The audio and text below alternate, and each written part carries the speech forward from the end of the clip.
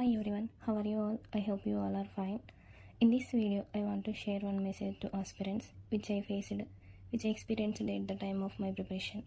మనకందరికీ తెలుసు టైం యొక్క ఇంపార్టెన్స్ అనేది. బట్ మనకు వచ్చే కొన్ని ప్రాబ్లమ్స్ వల్ల, ఫెయిల్యూర్స్ వల్ల అండ్ లేజినెస్ వల్ల మనం దాన్ని నెగ్లెక్ట్ చేస్తాం. లాస్ట్ ఇయర్ ఏప్రిల్లోనే నేను నా ప్రిపరేషన్ స్టార్ట్ చేశాను. ఈ గ్యాప్ మనకి చాలా ఇంపార్టెంట్ అనిపిస్తుంది నాకు. ఎందుకంటే 3 to 4 months గ్యాప్ మనకి వస్తుంది. ఈ గ్యాప్లో మనం మన యొక్క వీక్ టాపిక్స్ మీద మనం ఫోకస్ చేసుకోవచ్చు. ఆగస్ట్లో మనకి ఎగ్జామ్ స్టార్ట్ అయ్యాక మనం అటెంప్ట్ చేసిన విధానం, ఎక్స్పెక్ట్ చేసినని పెట్టకపోవడం అండ్ రిజల్ట్స్ వచ్చే ఫెయిల్యూర్స్ని బట్టి మనం డిసప్పాయింట్ అవుతాం. నేను కూడా అలాగే డిసప్పాయింట్ అయ్యేదాన్ని. 2-3 days బ్రేక్ తీసుకునేదాన్ని, మళ్ళీ నా ప్రిపరేషన్ నేను స్టార్ట్ చేసేదాన్ని. లాస్ట్ ఇయర్ అంతా నాకు ఇలానే గడిచిపోయింది. డిసెంబర్ వచ్చేసరికి చాలా భయం వేసేది. ఉన్న నోటిఫికేషన్స్ అన్నీ అయిపోయాయి. ఏ నోటిఫికేషన్ మీద హోప్ లేకుండే. అండ్ అప్పుడు మనకున్న లాస్ట్ హోప్ మాత్రం ఎస్బీఐ క్లర్క్ మాత్రమే. ఎస్బీఐ క్లర్క్ నేను ఇంకొంచెం ఎక్కువ హార్డ్ వర్క్ చేయాలి అనుకున్నాను. ఎందుకంటే 2023 నోటిఫికేషన్లో లాస్ట్ ఎగ్జామ్ ఇది మిస్ అయితే మళ్ళీ ఇయర్ పడుతుంది. 2024లో నోటిఫికేషన్ వచ్చిన జాబ్ మన చేతికి వచ్చేసరికి 2025 అవుతుంది. అండ్ అప్పటికే నేను ఇంట్లో ఫైనాన్షియల్ ప్రాబ్లమ్స్ వల్ల ఈ ఎస్బీఐ ఎగ్జామ్ అయిపోయాక ప్రైవేట్ జాబ్ చేస్తానని మాట ఇచ్చాను. సో ఇంకొంచెం ఎక్కువ ఉండే నాకు చదవాలి అన్న అది. January 1st రిజల్ట్స్ వచ్చినప్పుడు రిజల్ట్ లిస్ట్ అని తెలిసినప్పుడు చాలా హ్యాపీగా ఫీల్ అయ్యాను. అండ్ ఉన్న సిచ్యువేషన్స్ని బట్టి నాకు కొంచెం బూస్టప్లా అనిపించింది ఈ రిజల్ట్ లిస్ట్ అనేది. ఇంకా ఏది ఏమైనా ఇంకొంచెం ఎక్కువ హార్డ్ వర్క్ చేయాలని ఫిక్స్ అయ్యాను.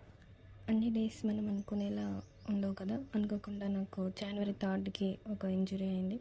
దానివల్ల నేను చాలా సఫర్ అయ్యాను. ఎంత చదవాలని ఉన్నా చదవలేకపోయేదాన్ని.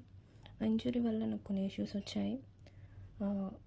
కూర్చోరాకపోవడం అనేది అప్పుడు ఇంజురీ వల్ల స్టార్ట్ అయింది నాకు. ఇది ఎంత ఇంపార్టెంట్ మన బ్యాంకింగ్ ఎక్స్పీరియన్స్ వాళ్ళకి తెలుసు. ఎందుకంటే మనం ఎగ్జామ్స్ రాయాలి డైలీ. సో జనవరి మంత్ అంతా చాలా సఫర్ అయ్యాను. ఎంత చదవాలని ఉన్నా చదవలేకపోయేది. సో జనవరి అంతా వెయిట్ చేశాను, తగ్గుతుందేమో ఫెబ్లో స్టార్ట్ చేద్దామని.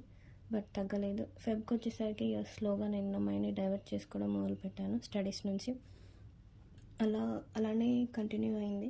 అండ్ ఆ రీజన్ తోటే నేను మళ్ళీ హైదరాబాద్ వచ్చాను ఇప్పుడు ట్రీట్మెంట్ కోసమని. నాకు అనుకోకుండా ఆర్ఆర్బీ క్లర్క్ April 30కి వచ్చింది. ఒకవేళ నాకు ఇది ఇప్పుడు రాకపోయి ఉంటే మాత్రం నేను లాస్ట్ ఇయర్ అంత ఎఫర్ట్ అయితే నేను పెట్టలేకపోయేదాన్ని. సో ఎప్పుడు మనకు ఏం జరుగుతుంది, ఎప్పుడు మనం ఎలా ఉంటాం అనేది మనం ఎవరం చెప్పలేము. సో మనం ఉన్న టైంని కరెక్ట్గా యూటిలైజ్ చేసుకోవాలనేది నా ఒపీనియన్. అండ్ మనకి రఫ్లీ ఒక 2.5 months మాత్రమే టైం ఉంది. సో టైం వేస్ట్ చేసుకోకుండా బాగా యూటిలైజ్ చేసుకోండి. ఈ టైంలో మన వీక్ టాపిక్ మీద కాన్సన్ట్రేట్ చేయడం కూడా చాలా ఇంపార్టెంట్. వీక్ టాపిక్స్ని ఐడెంటిఫై చేసుకోండి, అనలైజ్ చేసుకోండి మార్క్స్ని బాగా. వన్స్ నోటిఫికేషన్ వచ్చాక మనకి కొత్త టాపిక్స్ నేర్చుకోవడానికి కూడా అంత టైం ఉండదు. సో స్టార్ట్ చేయని వాళ్ళు ఎవరైనా ఉంటే మీ ప్రిపరేషన్ని స్టార్ట్ చేయండి. ఈరోజు మనం చేసే మన యాక్షన్సే రేపటి మన 60 ఏళ్ళ ఫ్యూచర్ని డిసైడ్ చేస్తాయి. డిసప్పాయింట్ అవ్వకండి. మార్క్స్ ఇంక్రీజ్ అవ్వట్లేదు, ఫెయిల్యూర్స్ వస్తున్నాయి అని హార్డ్ వర్క్ చేస్తూ వెళ్ళండి. మనకు కావాల్సిన టైంలో కరెక్ట్ టైంలోనే గాడ్ మనకి రిజల్ట్స్ ఇస్తాడు. అండ్ ఒకటి గుర్తుపెట్టుకోండి, గవర్నమెంట్ జాబ్ అనేది ఎవ్రీ మిడిల్ క్లాస్ ఫ్యామిలీ యొక్క డ్రీమ్.